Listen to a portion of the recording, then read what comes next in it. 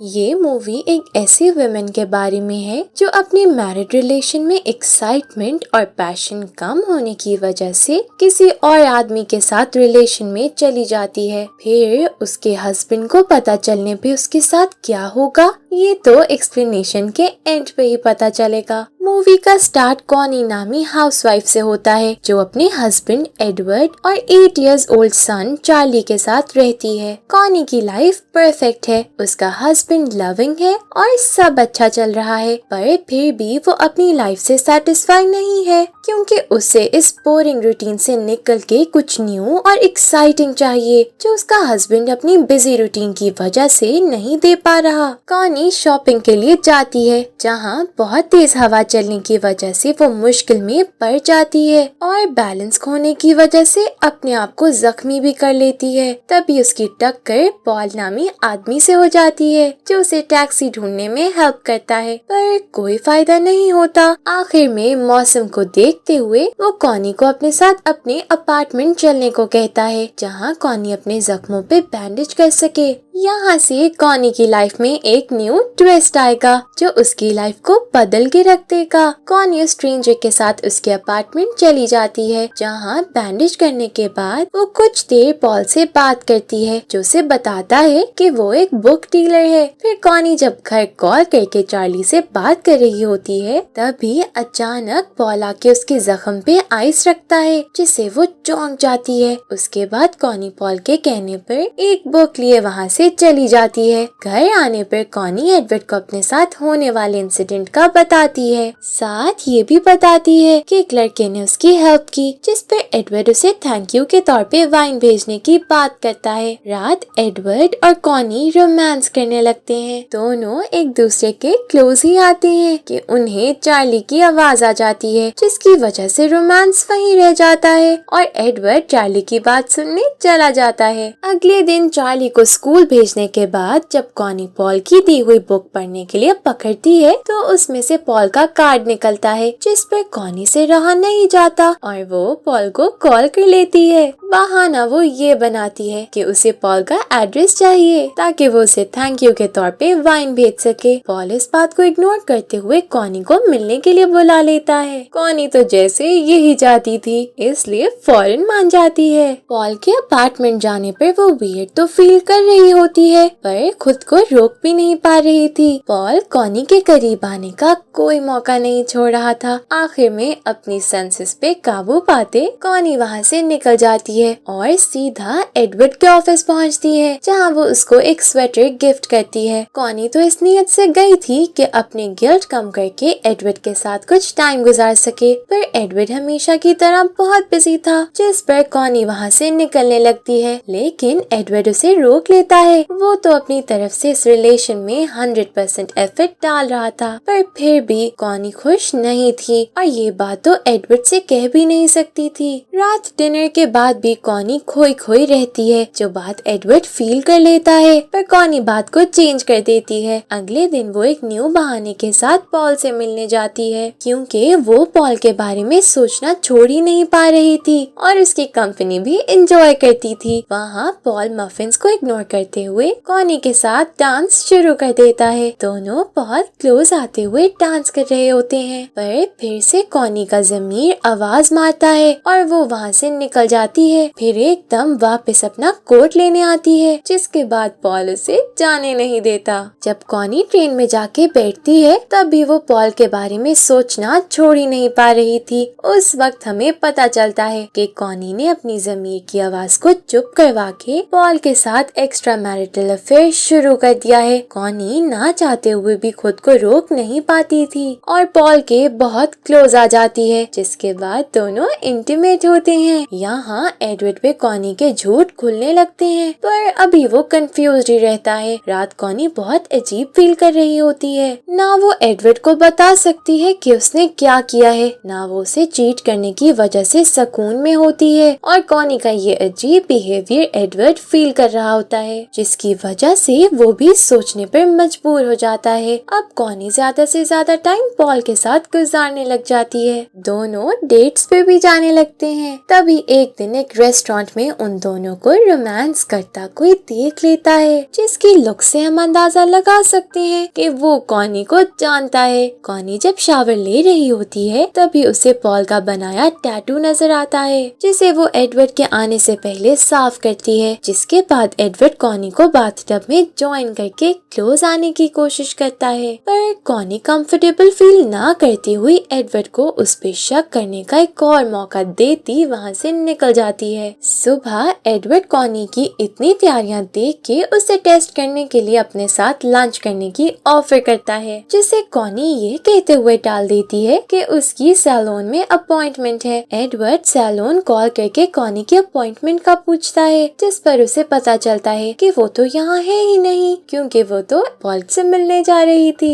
Connie Paul के apartment के पास ही पहुँचती है, जहाँ उसे उसकी कुछ फ्रेंड्स रोक लेती हैं और कॉनी को ना चाहते हुए भी उनके साथ कॉफी के लिए जाना पड़ता है। कैफे पहुँच के कॉनी पॉल को सिचुएशन का बता देती है, जिस पर वो वहीं कैफे में आ जाता है और कॉनी अपनी फ्रेंड्स को रेस्टरूम का बोल के पॉल के साथ रेस्टरूम में ही एक पैशनेट इंटीमेशन शेयर करती है। दोनों सारी लिमिट्स तोड़े दुनिया की परवाह किए बगैर बस एक दूसरे में ही खोए रहते हैं। कॉनी को अपनी एक फ्रेंड के बारे में पता चलता है, जिसके एक्स्ट्रा मैरिटल अफेयर की वजह से उसका डिवोर्स हो गया। ये चीज कॉनी को फिर से अपनी हरकतों के बारे में सोचने पर मजबूर करती है, पर जब वो पॉल के पास जाती है तो फिर से सब भूलती उसी में खो जाती है। सीन्स एडवर्ड पे शिफ्ट होते हैं, जहाँ हमें पता चलता है कि रेस्टोरेंट में कॉनी को देखने वाला एडवर्ड का बिजनेस पार्टनर था, जिससे कुछ मसले होने पर वो उससे लड़ाई में कॉनी के खिलाफ वार्न करता वहाँ से चला जाता है। एडवर्ड को तो पहले ही शक था, अब मजीद अंधेरे में नहीं रहना चाहता था, इसलिए एक प्राइवेट डिटेक्टिव को हायर करके उसे कॉनी के पीछे लगा देता है। उधर कॉनी ऐसे डबल लाइफ गुजारने की वजह से बहुत मेस्ड अप नजर आती है और किसी काम पे सही से ध्यान नहीं दे रही होती है। डिनर टेबल पे एडवर्ड कॉनी को अपने एक दिन के शिकागो जाने का बताता है और साथ उसे अपने बिजनेस पार्टनर के साथ लड़ाई का भी बताता है, ये कहते हुए कि वो उस पे मजीद ट्रस्ट नहीं कर सकता और जिस पे भी आप ट्रस्ट नहीं कर सकते उसके साथ रहना मुश्किल है। कॉनी ये सुन के चुप सी हो जाती है। अगले दिन एडवर्ड के निकलते ही कॉनी फौरन सेक्सी सा तैयार होके पॉल से मिलने निकल जाती है, इस बात से अनजान कि एडवर्ड ने उसके पीछे डिटेक्टिव को लगाया है। कॉनी खुलेआम मजे से पॉल के साथ रोमांस करने में लगी होती है और इस चक्कर में वो चार्ली को स्कूल से पिक करने में भी लेट हो जाती है। कॉनी ऐसे अपने बेटे को इग्नोर करने पे बहुत गिल्टी फील करती है और बहुत ज्यादा रोती है। यहाँ एडवर्ड के पास डिटेक्टिव सबूतों के साथ पहुँच जाता है, जो देख के एडवर्ड का दिल पूरी तरह टूट जाता है, क्योंकि उससे कॉनी से ऐसी उम्मीद नहीं थी। वो तो उससे बहुत प्यार करता था। कॉनी दिन ब दिन अपने इस झूठ की वजह से डिस्टर्ब रहने लगी थी, जिसकी वजह से वो ड्राइविंग पे भी फोकस नहीं कर पा रही थी। तभी एकदम वो पॉल के अपार्टमेंट के सामने से गुजरते हुए उसे किसी और लड़की के साथ देखती है। वो पॉल का पीछा करते लाइब्रेरी में पहुंच जाती है, जहां वो किसी और लड़की के साथ फ्लर्ट करता नजर आता है। कॉनी को